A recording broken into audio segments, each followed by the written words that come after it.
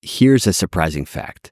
Some of the most effective treatments for the most common GI disorders are psychological treatments. That might be hard to believe, but it's true. It's a fact. In today's episode, we're going to dive into a claim that's really important to understand. Most GI disorders are mind-body disorders. Once we unpack what that means, it becomes clear why psychological treatments are some of the most effective tools that we have for effectively managing GI conditions. In science, we work with data, what is proven true, and then we work backwards to figure out why things work the way they do. And when it comes to GI disorders, what we've learned through research and experts in the field is that people with GI conditions tend to do best when they get care that addresses both the body and the mind. Why is this the case? Well, because most GI disorders are not just physical conditions. They're mind-body disorders, meaning they are influenced by both physical and psychological factors. Welcome to the Rest and Digest podcast. This podcast is for anyone with a digestive disorder, and it focuses on something called GI psychology. GI psychology is based on the science of the gut-brain connection, and it helps us to explain why stress and GI symptoms are linked. My name is Dr. Scott Rauer. I'm a clinical psychologist, and I also personally have a chronic digestive disease called Crohn's disease. I'll be guiding you through the concepts and tools of GI psychology to help you understand the bigger picture of what's happening in your digestive system and tools to help you calm your symptoms. In this episode, we're going to explore why GI disorders are mind-body disorders and how psychological tools can help play a key role in healing. Finally, the information in this podcast is just for educational purposes only. This is not a substitute for medical or mental health treatment. Let's start by breaking down the idea of a mind-body disorder. What exactly does that mean? Simply put, a mind-body disorder is one where the physical symptoms, like pain, bloating, diarrhea, constipation, nausea, reflux, any of those, are strongly influenced by mental or emotional factors, such as stress, depression, anxiety, or even past trauma. And most GI disorders are clearly in this category. So when we say that many GI disorders are mind-body disorders, what we're saying is they're not just physical conditions. They're heavily influenced by emotional and psychological factors. And that's why psychological tools can be so effective in helping to manage them best. The reason why this mind-body connection is particularly strong in GI disorders is because of something called the gut-brain connection. These two parts of your body, your brain and your digestive system, are not just connected by a few nerves. They're connected by a massive network of connections that's like a super highway of information that runs in both directions. The brain sends messages down to the gut, and the gut sends signals back up to the brain. This means that what happens in your brain affects your gut, and what happens in your gut affects your brain. So one system, if that gets dysregulated, it can easily dysregulate the other. And this is why when you're stressed or anxious, you can often feel it in your abdomen, and why stress and flares of GI symptoms can often go together. If you haven't listened to episode 1 of this podcast, which is called Understanding the Gut-Brain Connection, that would likely be useful to listen to so you can get some more understanding of this key concept we're talking about here. For now, we'll keep it simple and just say that the gut and the brain are connected in a much deeper way than other systems are connected in the body, which can often make GI disorders complex and tricky to treat as well. So if you leave this part out, this understanding, if you leave it out, and only focus on the organs, the physical aspect of your digestive disorder, you're likely leaving out an important piece of the puzzle. Understanding GI disorders as mind-body disorders gives us a much better roadmap to healing. When you understand that emotional, psychological, and physical health are all connected, you can address the root cause of your symptoms and develop more effective and holistic treatments. Now let's talk about stress. Stress is one of the biggest triggers for GI symptoms, and how well someone handles stress can be one of the best predictors of how severe their GI problems will be over time. Just a side note here, just by the nature of this podcast, I need to talk about things in generalities. Of course, there are times when this isn't strictly true of every single diagnosis, but for the most part, this pattern holds for most GI disorders.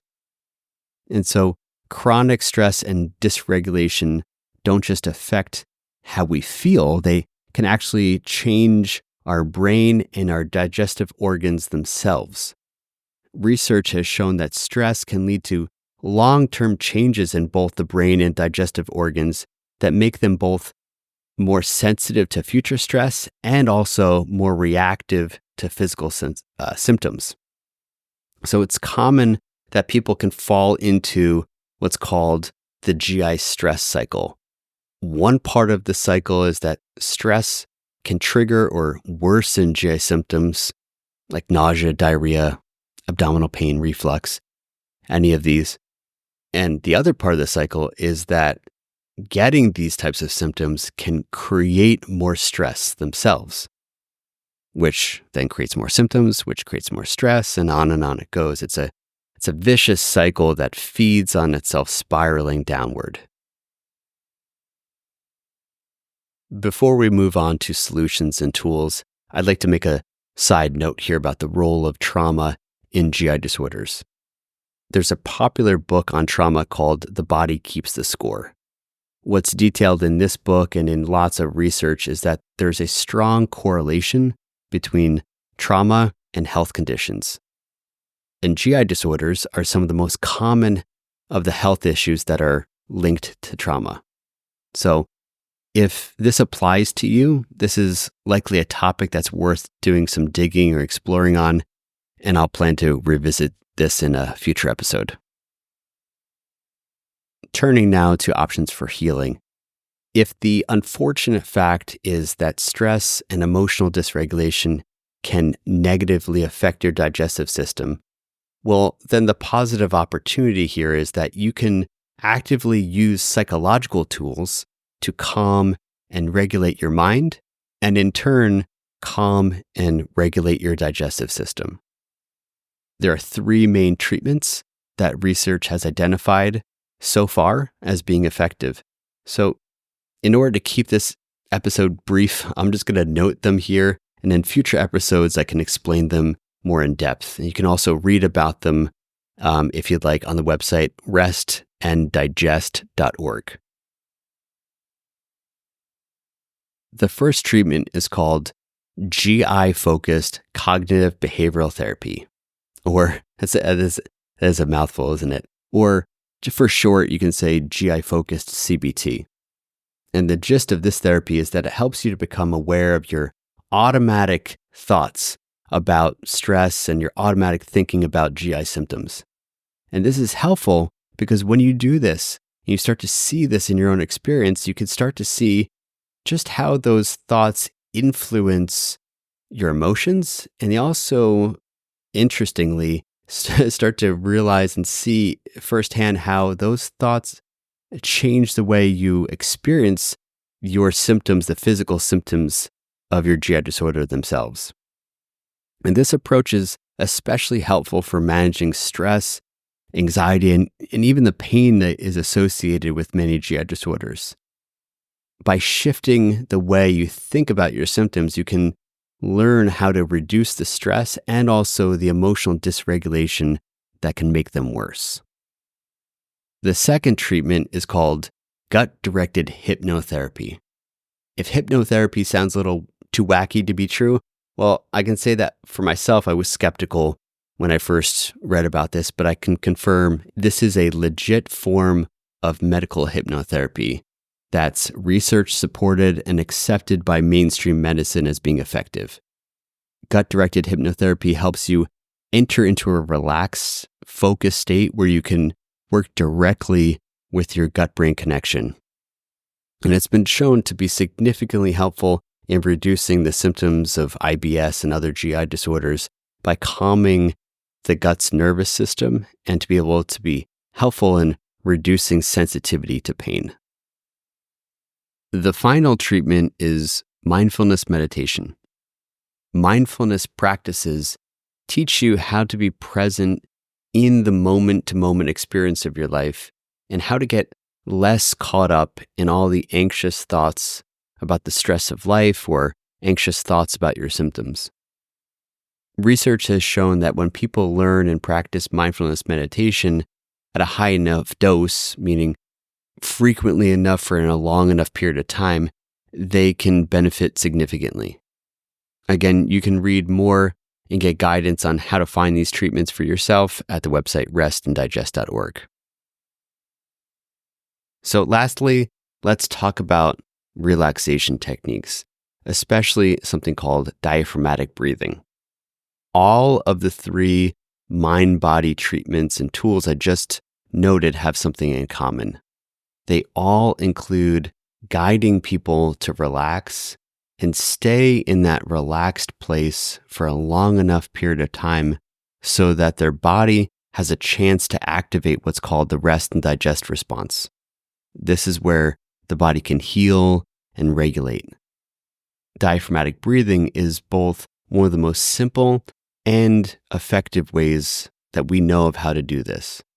When you slow down your breathing and you breathe from your diaphragm or your belly, you're signaling to your body that it's safe to relax. This supports digestion and it helps you to regulate both your brain and your gut. So that's why previous episodes of this podcast have been so focused on breathing, and why I'll continue to offer guided breathing practices for you so you can put this to use in your own life.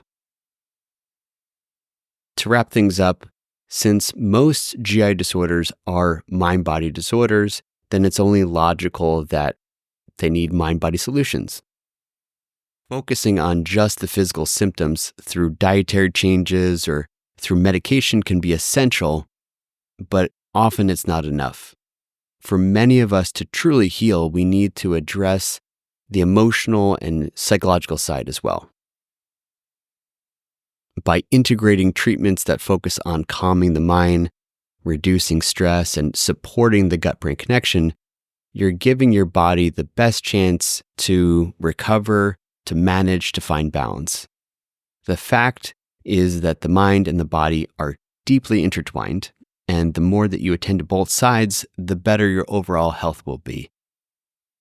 We know from research that people with GI disorders who heal the best are those that are treating both the body and also the mind. And we also have well-researched, effective treatments to do this, to help people to do this. The biggest problem we have is that people just don't know that this exists, or they've never had this type of understanding explained to them. So if you've been focusing on only one part of the equation, whether it's diet or medication or supplements or lifestyle changes, these are great. And maybe it could be time to think about how attending to your mind, your emotions, your stress could be influencing your symptoms. Because for a lot of us, it is.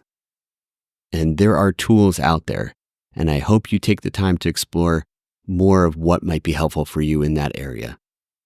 Thank you for joining me on this episode of the Rest and Digest podcast. I hope this has been helpful for you to understand why most GI disorders are mind-body disorders and why treating both the body and the mind is so important. See you next time.